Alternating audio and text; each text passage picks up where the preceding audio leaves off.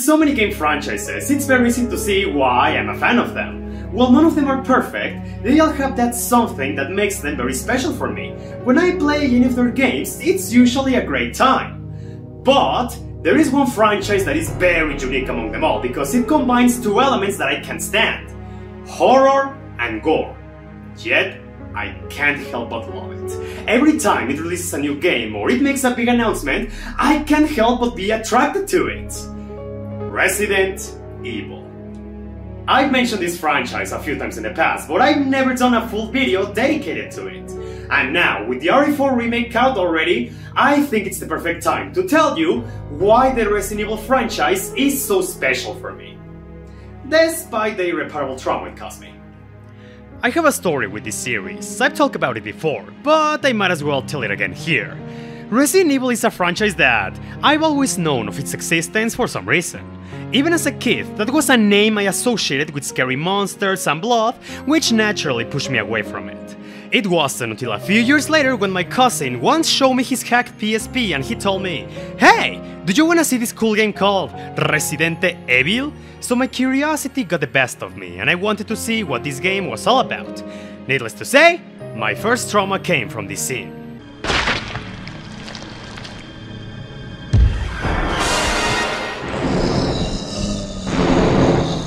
And I think it's easy to see why. As a kid, seeing a decapitated head and a horrible monster slowly walking towards me literally paralyzed me.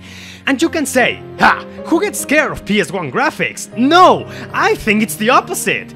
Even as an adult, I believe all their 3D models and sprite works can create an unmatched form of fear. Have you ever seen a game called Waxworks?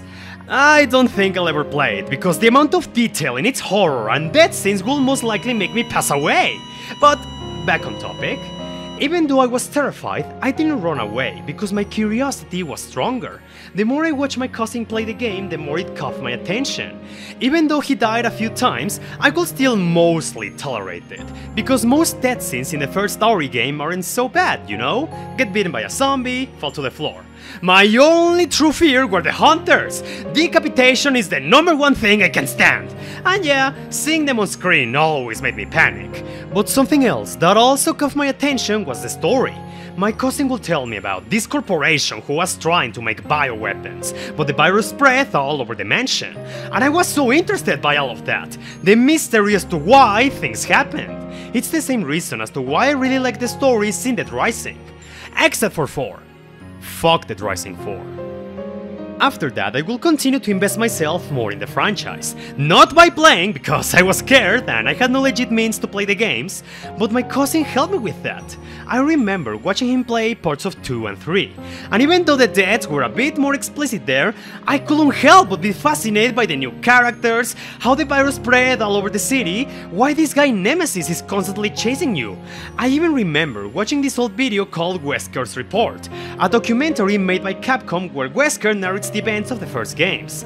I will even watch these parodies on YouTube because I found them so funny. I think you can tell I was kinda obsessed with Resident Evil as a kid. But eventually, I will receive the biggest shock of my life, one that will change me forever. One day my cousin was celebrating his first communion, and at some point he took out his laptop and some kids gathered around him. Naturally I followed them and I asked, "Hey, are we all gonna watch Dinosaur King?" Only for a kid to reply, "Nope, we are gonna watch the Leon death scenes in Resident Evil 4, to which I thought, huh? And again, before I knew it, I saw everything! The decapitations, the deaths, the gore, the bore, the quick time event fails, everything that I couldn't stomach hit me like a barrage of endless punches. I couldn't move either because of the shock or the morbid curiosity. That event marked me for life. In any sort of media, if there's one thing I can stand at all, is gore.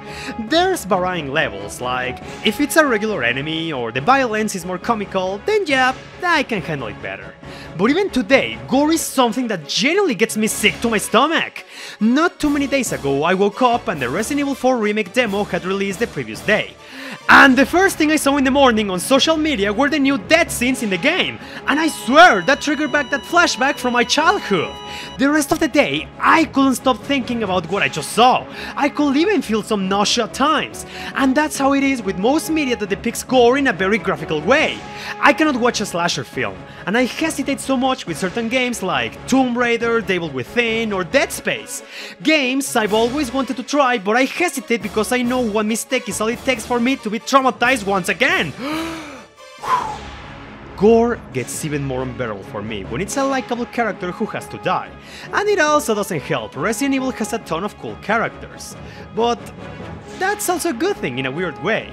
Even though I was scarred for life, that wasn't the end of the story with me and this franchise. As I continue to gain more access to the internet and meet more people, I will continue to dive deeper into these games. But why? Is it because I'm a masochist? Maybe, but that's besides the point. It's simply because I find Resident Evil, as a whole, so fucking cool. It doesn't matter how much horror and gore it has, I will always be curious about the games and everything behind them. From the story, I think Resident Evil was one of the first franchises where I experienced this real feeling of a connected world. How the first game tied to the second, and how the third game happened simultaneously. I was so invested in the lore, the world, the characters. I can recall how many nights I must have spent reading the wiki, which I still do nowadays, by the way. God! I especially am fond of all the monsters in the series, how they all came to be and what makes them so memorable, from the simplest to the most absurd of them all. I think they all have a unique charm while still remaining grotesque and scary to some degree. My love for Resident Evil grew up to such a point where I will watch full playthroughs on the classic games, even rewatch all those, the movie videos, where it's cutscenes and some gameplay compiled together. And it's so funny because, technically speaking, as a kid I knew how to beat that Resident Evil game. I could tell you what happens in the story, but only because I will constantly rewatch playthroughs online, and I don't think I've done that with any other franchise. It was a most unique blend of curiosity and fear. But as I reached my teenage years, I felt it was finally time. Resident Evil was starting to become a more accessible franchise, so I gathered my courage and finally decided to get my first story game, starting with Resident Evil: The Dark Side Chronicles.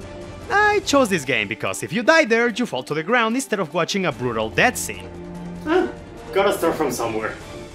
I mean, to be fair, this game was a blast to me. I can't recall how many times I beat it. It was really damn fun and it looked pretty good for the Wii. I especially picked this game cause I thought Leon was the coolest character, and being able to leave RE2, Code Veronica, as well as a brand new story was very exciting to me. Since then, I've slowly been more willing to try more of the games. Eventually I found myself playing the trigger of my trauma, Resident Evil 4, and no shit!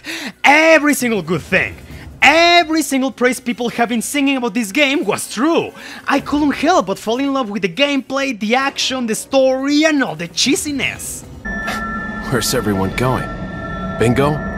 But playing through it was not an easy task. Even though I knew what to expect, playing through this game was one of the most anxiety-inducing experiences I've gone through. Hearing a chainsaw was all I needed to start hyperventilating. Having a Garrador run towards me caused me to pause the game in panic. Or seeing a QTE prompt gave me an adrenaline rush where I felt I was fighting for my actual life. I guess you can ask, if you were constantly in that state, then why the hell did you torture yourself by playing the game? I can't give you a clear answer, but I can think of a few reasons. Morbid curiosity, because Resident Evil is so fucking cool, and because even though I was always in panic mode, I can't describe the sense of achievement and satisfaction I felt when I beat the game. For me, finishing RE4 was like having a better control of one of my biggest fears, but more than that, I didn't just beat the game to say, yeah, I did it! I did it because I still enjoyed my time. It wasn't just a one-time occasion just to show off. RE4 is a game I've beaten multiple times, I've done the extra modes, and even gotten decent ranks in the Mercenaries mode. I did it because RE4 is just a fantastic game. I can still say it didn't need a remake because of how well it holds up to this day. But we can discuss that once I play the remake, and I'm still pretty excited to try it out. But back to OG RE4, finishing the game gave me a boost in courage to finally delve myself deeper into the series. I played RE5, and this one is funny because I thought I only had good memories of it because I once played it with a friend. But one day I played it all by myself and... I don't know if this is considered a controversial opinion, but I honestly liked RE5 more than 4. It was faster, snappier, and I genuinely never had any issues with the partner AI. I don't know if it was fixed on modern ports, but if I died, it was my fault. And even though the game is not scary at all, I will still panic when certain enemies showed up. I liked the game so much I did 5 consecutive playthroughs and I even got the Platinum Trophy. It was an experience I thoroughly enjoyed, trauma and all. The Resident Evil live-action movies. Okay, I only watched 2 of them and they suck like... a lot. Although Barry's death scene in Retribution was so fucking stupid, but I liked it. The Resident Evil CGI movies. These ones weren't terrible, but they are pretty forgettable. You only watch them for the fan service and nothing else. But hey, they do their job way better than the live-action movies. Although I wanna say, I love Resident Evil Vendetta. This movie's bad, like really bad. But it's so bad that it is unironically good. This movie's plot is so stupid, but it takes itself so seriously while constantly pulling out Devil May Cry action every 5 seconds. I can't recommend it enough. It's really bad, but it's impossible to hate. But back to the games. Resident Evil Revelations 2. I only played like half of this game with a friend cause it was one of those episodic titles from back in the day and he only got the first few chapters. We never finished it, but it was still a fun time I remember fondly. Someday I plan to fully play it. Resident Evil 7. This one was special because, with other RE games I played, it was a bit easier for me to jump into them because again, I watched playthroughs and I knew what to expect. But with 7, I went in fully blind and I wish you could have seen my reactions to it. That was one of the scariest, most panic-inducing games I've gone through, because I never knew what would happen next. But just like RE4, I felt so accomplished by the end of it. Resident Evil Revelations. This one was alright, I mostly remember it because the sea monsters were so cool. But still, fun times. The Resident Evil 2 remake. Excellent, incredible, a masterpiece! This game scared the shit out of me for sure, but it was still one of the most satisfying and polished experiences I've had with this franchise. The amount of care put into it was so much, it completely outweighed my constant panic attacks.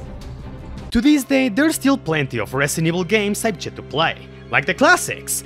I have to confess, I've never finished one, partially due to how old they are, but also because I haven't had many opportunities to play them. But maybe one day I'll get to them, and even try out the modern games I've yet to play. Resident Evil is a very special franchise to me. It's not one I can simply pick up and play, it's one where I have to mentally prepare myself and maybe spoil me a few things in order to play them. It's a franchise that triggered a trauma that continues to torment me to this day. Yet, when I actually get to them, sure, I'll panic easily and scream a lot, but I can't deny they always give me an experience not many games can replicate. Even as a kid, Resident Evil had so many things that always interested me. Cool stories, great lore, lovable characters, and a fantastic variety of monsters. But it also had something else that set it apart. Cheesiness. See, even with horror lurking in every corner, I've always loved how borderline absurd Resident Evil games could get, with the first game having an incredibly bad voice acting. Chris? Stop it! With how RE4 scarred me for life, but I could still crack a laugh because of Leon mentioning bingo or him saying 2 words in Spanish. I think Albert Wesker is a fantastic villain just because of how entertaining he is. I like the Vendetta movie because of how stupid it is.